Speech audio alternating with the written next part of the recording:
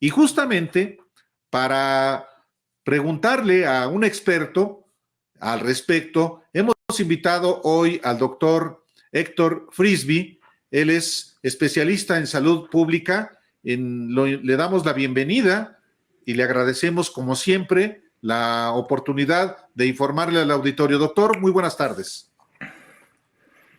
¿Cómo están? Buenas tardes. Me dijeron que era de suéter hoy, entonces por eso me vienen así de suéter. Claro. Muy a bien. mí ya me dijeron que era de Guamantla, en Tlaxcala. En el mejor de los casos. Esos son los más calientitos. Sí, caray. Bienvenido, doctor Frisby. ¿Cómo están? Buenas noches, Alejandro. Buenas noches. Pues ya hay información de tanto en Europa como en Estados Unidos, en Canadá, de que se están agotando las pruebas. Evidentemente ha habido en las últimas horas, pues sí, en los últimos días ha habido un pico y todo el mundo está corriendo a me infecté o no me infecté durante la vacación, me infecté o no me infecté el fin de año, y está todo el mundo en eso. Es generalizado, doctor. Sí, este es un problema que está sucediendo alrededor del mundo con los 3 tipos de pruebas. Como siempre, lo que les digo a las personas, saquen un pedacito de papel, saquen una pluma o un lápiz y vamos a ponernos de acuerdo. ¿Qué tipos de pruebas son las que tenemos disponibles en el mundo? Tenemos en general 3 tipos de pruebas y se recomienda que la gente que se haga pruebas sean personas que tienen síntomas o que tengan la certeza de que se estuvieron exponiendo a alguien infectado y empiezan a tener síntomas. Pongan hasta arriba de su lista, escriban hasta arriba de su lista la prueba que se conoce como el estándar de oro. El estándar de oro o la prueba más confiable sigue siendo la PCR, la reacción de cadena de polimerasa. ¿Por qué es considerada la prueba de estándar de oro? Porque esta prueba tiene la capacidad de detectar material genético del virus. Es decir, con una pequeña fracción de material genético del virus, tiene la capacidad de amplificarlo y es altamente sensible y altamente específico. ¿Qué quiere decir esto? Que es muy raro que una prueba de PCR, extremadamente raro, sea falsa positiva o falsa negativa. Es decir, que diga que un paciente tiene y no tenga, o que diga que un paciente no tiene y sí tiene. Por eso es considerado el estándar de oro. Esta prueba, ¿a quién se le debe hacer idealmente? Idealmente a pacientes que tienen síntomas o pacientes que quieren confirmar la enfermedad. La siguiente prueba es la prueba de antígenos, que es un poco más económica, pero esta prueba requiere altos niveles de replicación viral porque ya no detecta material genético, ya detecta proteínas virales. Para que ustedes más o menos se imaginen cuál sería la diferencia, comparen un vehículo, el vehículo que ustedes quieran, y pónganlo junto al Auditorio Nacional. El vehículo es el material genético y el Auditorio Nacional es una proteína. Esa es la proporción que existe. La prueba de PCR puede ver el auto, la prueba de antígenos puede ver el Auditorio Nacional. Entonces, ese es el nivel de diferencia que tienen de especificidad y de sensibilidad. La prueba de antígenos, ¿a quién se le debe hacer? A pacientes que son sintomáticos, porque es alta la tasa de pacientes asintomáticos que simplemente tienen la inquietud de saber si tienen COVID, van al laboratorio y le apuestan a la prueba más barata. Entonces dicen, no me haga la PCR porque esa me cuesta 700. Hágame la de 350, que es la del antígeno, pero como no tienen síntomas, aunque estén infectados, va a salir negativa la prueba. Entonces, si tienen la sospecha y están casi seguros que fueron expuestos a COVID y ya han pasado 5 o 7 días, sienten cierta debilidad y todo esto, háganse la prueba PCR. La tercera prueba son las pruebas caseras. Las pruebas caseras identifican el 85% de los casos positivos, pero el gran problema que tienen las pruebas caseras es que quien toma la muestra es la persona. Y entonces, como se siente re feo meterte el hisopo a la nariz, pues nada más se lo meten tantito, se dan ahí tantito y entonces ya hacen la prueba. Obviamente eso hace que la muestra sea de muy mala calidad y hay artículos publicados que hasta el 30% de los pacientes infectados sale negativa. porque sienten feo. Entonces, hay que ir a un laboratorio y que te hagan sentir feo, que te pongan el hisopo. Ahora, hay un punto muy importante que hay que aclarar respecto a Omicron. Hemos encontrado que la variante Omicron, que es la que ya está predominando en México, esa variante se reproduce más bien el virus, le gusta más replicarse en la laringe, más que en la nariz y en lo que se llama la rinofaringe, que es la parte de hasta atrás de la nariz que se junta con la garganta. En esa parte hay muy poco virus de la variante Omicron. Entonces es por eso que ahora se recomienda que las muestras se tomen de la boca, si es que sospechamos la variante Omicron. Ese es un pequeño detalle que hay que tener en consideración. Y el diagnóstico en un paciente se establece cuando es sintomático, tiene una prueba de antígenos positivo y pues ya se queda en su casa, se aísla, se pone en contacto con toda la gente con la que estuvo en relación últimamente, en fin, todas las precauciones que ya nos han dicho. O en un paciente asintomático que se expuso y tiene una PCR positiva. Ante esta enorme demanda que existe de pruebas, doctor Frisby, yo mismo fui antier precisamente a practicarme una prueba porque presentaba ciertos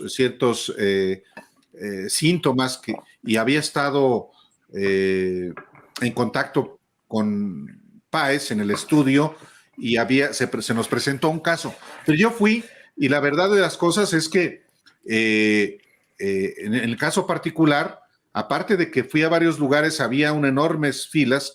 Por fin encontré una, pero ¿cuál es la recomendación para las personas que quizá tienen un ligero fluido nasal, nada más, no duele la garganta, no tiene temperatura, no tiene dolor de cuerpo? Ante eso, ¿qué hacer? ¿Quedarse en reposo, aislarse y esperar a que aparezcan otros síntomas para entonces sí ir a hacerse la prueba? ¿O qué hacer, sobre todo para contribuir a que no crezca la escasez o que se agoten las pruebas y que no haya para quienes verdaderamente lo necesitan? Quienes verdaderamente lo necesitan son los pacientes que tienen síntomas, aunque sean leves. Recuerden que ahorita estamos viviendo un momento muy particular. Más o menos el 50% de los casos son causados por Delta en México y el 50% están causados por Omicron en México. Según el último reporte del Consenso Nacional de Virología, de Genética en Virología, por ahí puse un tuit al respecto, ya el 50% de los casos en México son Omicron y el otro 50% son Delta. ¿Por qué es un momento particularmente interesante? Porque Delta tiene síntomas diferentes a los que tiene Omicron. De los síntomas más frecuentes que tiene Omicron es ronquera, muy poca fiebre en muy pocos casos, un poco de dolor de cabeza, escurrimiento nasal y sudoración nocturna. Ese es un dato muy particular. Los pacientes sudan mucho en la noche. Y además tiene otro dato particular, un dolor muscular terrible, como si hubieran hecho mucho ejercicio con dolor de espalda baja, dolor muscular en espalda baja. Esos son los datos característicos de Omicron. Los datos característicos de Delta son muy parecidos a alfa, beta. Sí, adelante, Alejandro. En la parte de atrás de la espalda baja, doctor, ahí es donde se exactamente. siente. Le pregunto con esa precisión porque para que Álvaro le deposite al ratito a usted por la consulta. Hace un rato me dijo Álvaro, oye, traigo escurrimiento, pero no tengo dolor de cabeza, no tengo tampoco temperatura. ¿Tú crees que esté contagiado yo? Y ahora que lo oigo en la pregunta anterior, es evidente que se estaba ahorrando la consulta haciéndola en público con el doctor Frisby. Eso es lo que... Nomás lo digo para que Álvaro le deposite, doctor, que no se va... Sí, consulta gratis y aquí en los periodistas, pues mira... Ya lo conozco y tengo voucher abierto. Oye, entonces, y los síntomas de Delta siguen siendo los mismos. Es dolor de cabeza, fiebre principalmente, fatiga, siguen siendo los mismos que tradicionalmente sabíamos. Entonces, es muy importante que la gente tenga pendiente esto para que sepa cómo se va comportando el virus, ¿no? El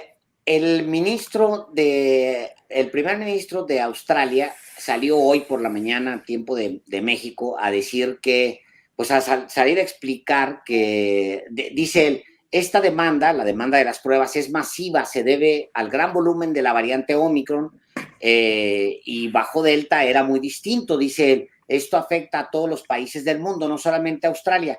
Y luego Biden anuncia que dice que desde finales de diciembre se activó la ley de producción de defensa para aumentar las pruebas domiciliarias. O sea, sí es una emergencia global de pruebas para que aquí en México, porque ya vi ahí fotos de que las colas y no hubo previsión. No, es global.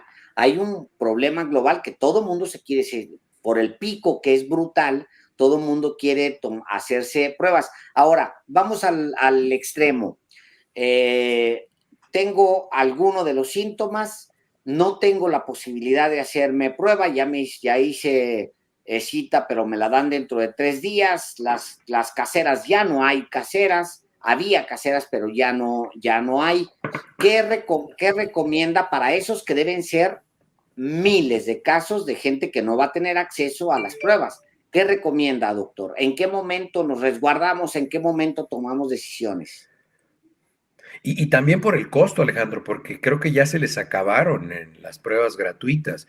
Entonces, simplemente si tienen síntomas, quédense en su casa. Estamos en una pandemia.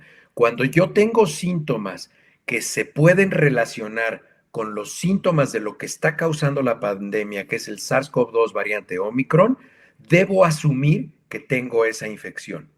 Solo si tengo la necesidad de confirmar, pues lo hago.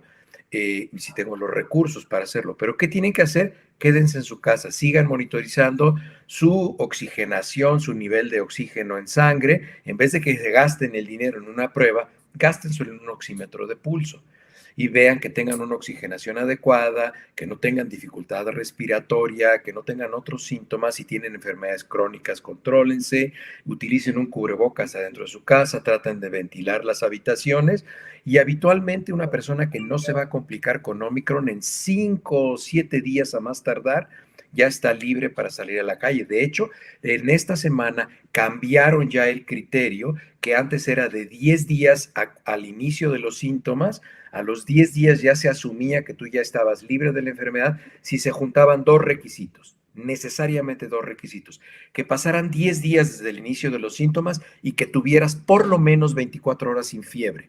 Si reunías esos 2 requisitos, te podías asumir libre de la etapa aguda de la enfermedad y te podías reanudar a tus actividades utilizando un cubrebocas y todo esto. Ya las pruebas, yo veo que lo siguen haciendo, ya las pruebas para certificar que una persona no está infectada, desde octubre del año 2020 se dijo que eso no servía para nada. Yo no sé por qué algunas empresas y algunas instituciones siguen exigiéndole a la gente una prueba para verificar que ya no es positivo. Hay pruebas, por ejemplo, la prueba de PCR, que es altamente sensible, se puede hacer positiva hasta 9 meses después de que la persona ya se curó. Entonces es absurdo seguir pidiendo pruebas. Esas personas no tendrían por qué seguírseles pidiendo pruebas. Otra pregunta que tiene que ver también con la temporada, doctor Frisby. Estamos en invierno y nos exponemos a las bajas temperaturas. ¿Cómo distinguir un resfriado común, una gripe del virus SARS-CoV-2? Es muy difícil, es muy difícil. Es por eso que si ustedes tienen la sospecha, pues se hacen la prueba porque tienen síntomas. Pero recuerden que Sí. hay 3 familias de virus que son las más frecuentes causando las gripes estacionales. Son coronavirus, que hay 4 4 diferentes familias de coronavirus que están perfectamente identificados como gripas estacionales. Desde el siglo pasado están bien identificados. Los rinovirus y los adenovirus. Esos 3 grupos son los más frecuentes. Claro, tenemos para influenza, y ya ven que ahorita están con la burrada esta de la flurona, que están tratando de hacer cosas que no deberían hacer, pero bueno, pues es la parte alarmista de las noticias. Y pues bueno, y no es raro, empezando a hablar un poco esto de la flurona, que no sé si era su intención preguntarlo, pero no es raro que un paciente que tiene influenza al mismo tiempo tenga una gripe por un rinovirus o por un adenovirus o por un coronavirus, es decir, que haya 2 virus coexistiendo al mismo tiempo en el mismo paciente. Y eso no es que sea una enfermedad nueva, simplemente que el paciente tiene 2 enfermedades virales coexistiendo en el mismo momento, y ahora no sé por qué a quién se le ocurrió decir que se llamaba flurona, ¿no? Porque es la combinación del flu, de la influenza y del coronavirus. Entonces, están juntando fragmentos de las 2 infecciones y están inventando un nuevo nombre que no existe, ¿no? Correcto. Doctor, México anuncia hoy anunció el presidente López Obrador, dice, México está en vías de aprobar tratamientos orales contra COVID-19. Para el molnupiravir de Merck se obtuvo opinión favorable ya de CONACYT y COFEPRIS, y Paxlovid de Pfizer se aprobará la siguiente semana. Bueno, se está anunciando ya formalmente, y Estados Unidos, de hecho Biden anunció, no me acuerdo si hace como 3, 4 días, que se compraban 20 millones de pastillas. Se iban a comprar 10, ahora se van a comprar 20 millones. Está muy, muy fuerte también pegando en Estados Unidos. ¿Qué son esas pastillas? ¿Cómo se toman? ¿Se pueden conseguir? ¿Cualquier persona las puede conseguir o están distribuyéndose por el sector salud como las vacunas? ¿Qué pasa con esas vacunas, doctor? Con esas pastillas, perdón. En Estados Unidos las puedes conseguir en algunas farmacias bajo pedido. Desde luego están en lo que se llama en Estados Unidos en back order, es decir, tú lo ordenas y cuando te llega ya es inútil. Los antivirales tienen una característica. Algo que quiero señalar mucho es que la gente no se vaya a confundir y no vaya a pensar que estas pastillas sustituyen a la vacunación. Son 2 estrategias complementarias, Los antivirales, estos que ustedes acaban de mencionar, son como el oseltamivir para la influenza, que es el Tamiflu, que es el nombre comercial. El Tamiflu tiene una característica, se tiene que prescribir en las primeras 72 horas que el paciente empieza con síntomas. Estos antivirales para SARS-CoV-2 tienen una ligera ventaja. Se pueden iniciar hasta 5 días después de que iniciaron los síntomas. El problema es que los pacientes se tardan mucho en ir y buscar atención médica. Casi siempre se toman el consomé de la abuelita, les dan masajito en los pies, les ponen cosas que no se deben poner frotadas en el pecho, hacen un montón, ponen papel periódico incluso, ¿no? En la gente. Eso no se debe hacer. Y entonces, los antivirales, estos se tienen que prescribir en los primeros 5 días. ¿Qué hacen estos antivirales? Inhiben, bloquean la replicación del virus. ¿En quiénes están indicados estos antivirales? En pacientes con una enfermedad moderada o leve que tengan por lo menos un factor de riesgo. ¿Qué es un factor de riesgo? Alguna enfermedad crónica no controlada como diabetes mellitus, hipertensión, enfermedades autoinmunes, o pacientes que están en quimioterapia, o pacientes que están recibiendo tratamientos de estos que disminuyen el sistema inmunológico para que los pacientes que tienen artritis reumatoide, vitiligo, psoriasis, este tipo de enfermedades bloquean el sistema inmune. Esos pacientes están en riesgo. En esos pacientes sí sería necesario tomar un antiviral. En la mayoría de nosotros que nos puede llegar a dar el SARS-CoV-2 y tenemos síntomas menores, escurrimiento, como lo mencionaba Álvaro, un poco de escurrimiento, debilidad general, dolor de cabeza, pues bueno, esos pacientes no necesitan que tomar más que paracetamol, mucha agüita de limón y hasta ahí. No tienen nada más que tomar. Doctor, por último de mi parte, hay hay prácticas que se han hecho ya habituales, rutinarias, aunque sean ineficaces, para precisamente, supuestamente, enfrentar de mejor manera la COVID, de mejor manera, pues esta pandemia. Me refiero a los tapetes sanitizantes, me refiero a los túneles de sustancias. ¿Qué es lo que ya no, digamos, lo que debemos desechar porque ya se demostró que no, sencillamente no sirve? Mira, en esta semana la revista del BMJ, se llama British Medical Journal, la revista de la Sociedad Médica de Inglaterra, del Reino Unido, el comité editorial de esa revista sacó un artículo en el cual le exige a la Organización Mundial de la Salud abiertamente decir, que no lo ha hecho, que SARS-CoV-2 es un virus que se transmite a través del aire.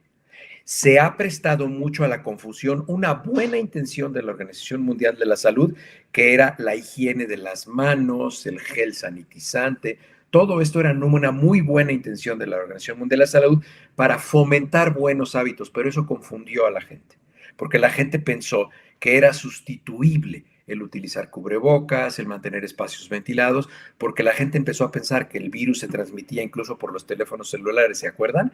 Incluso hay una cápsula que hicieron ustedes, que Alejandro recomendaba, limpie su teléfono y tal, porque eso dijo la Organización Mundial de la Salud, y eso confundió a la gente. Debería salir la Organización Mundial de la Salud y decir, ¿saben qué? Está bien, báñense, lávense las manos, utilicen gel, pero SARS-CoV-2 se transmite a través del aire y nada sustituye eso. Entonces, eso sería muy importante. Y eso se presta a esta confusión, a que se utilicen los tapetes con agua puerca, los túneles estos que echan agua de no sé qué cosa, espero que no vaya a ser como en el Estadio Azteca, ¿verdad? Ahí ve el agua, ¿verdad? Que el agua de riñón, y los túneles de ozono, tomar la temperatura en la muñeca. Por ejemplo, en los centros comerciales es absurdo que no haya una estrategia del centro comercial para poner un filtro, porque te toman la temperatura al entrar, pero a cada tienda que entras te vuelven a tomar la temperatura, como si fueras a desarrollar COVID de tu coche a la segunda tienda en la que te metes, ¿no? Entonces deberían tener una estrategia global. Olvídense de estar repartiendo gel, olvídense de estar poniendo túneles, o parece que te está dando la bendición ahí el arzobispo, ¿no? Digo, hoy fuimos a un restaurante y sacan una como pistola hasta con luz morada y le echan en la mesa. Yo digo, ¿qué onda con estos cuates? Está bien fantoche, eso se parece a las, yo supongo que son ustedes muy jóvenes y no las conocieron, pero se acuerdan de las bebidas, ¿cómo se llamaban? Las antorchas, o no sé cómo se llamaba, un bar que estaba ahí en el centro, que te prendían la bebida y te lo tomabas así con, todavía prendido. Hace muchos años de eso, doctor. Hace muchos años de eso. Álvaro se ha de acordar. Te han de ver. Sí, Álvaro. Pero entonces, las superficies, en las superficies, digamos, o en el elevador, que uno ve que se sube uno al elevador y le toca el botón para el piso, inmediatamente uno se aplica gel. No hay transmisión a través de las superficies. De SARS-CoV-2 no. De otras enfermedades, incluso de vías aéreas superiores, sí. Entonces, o sea, te protege ejemplo, para otras enfermedades. Ajá. Correcto. Por ejemplo, la influenza.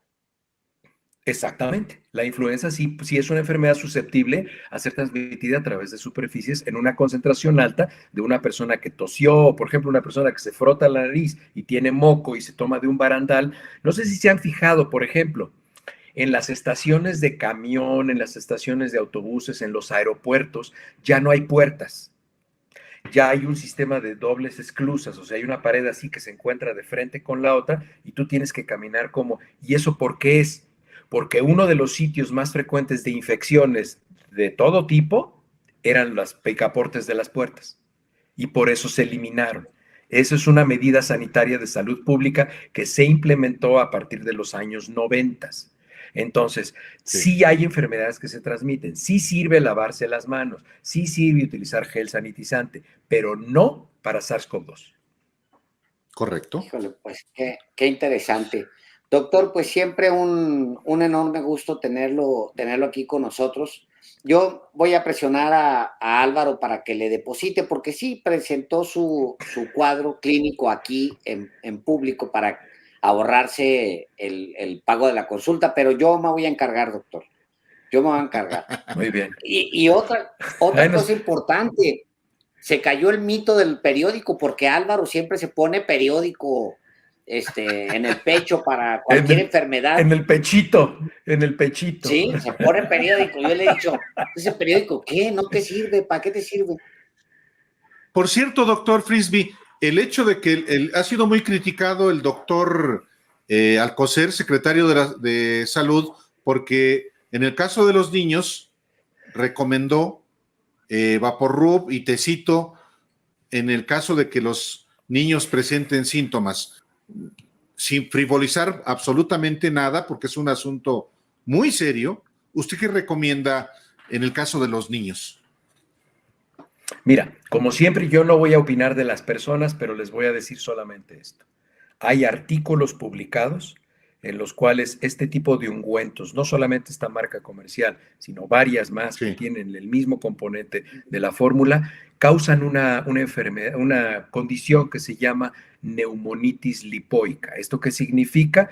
Que todas esas sustancias que se vaporizan y olemos se depositan en los pulmones y forman lesiones quísticas con una cápsula de grasa y se quedan allí en el cuerpo y no se absorben.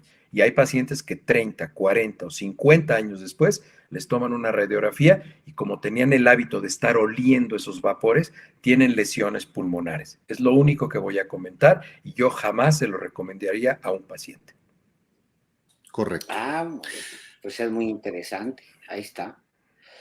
Pues doctor muchísimas Frisby, gracias, doctor. Muchas gracias otra vez.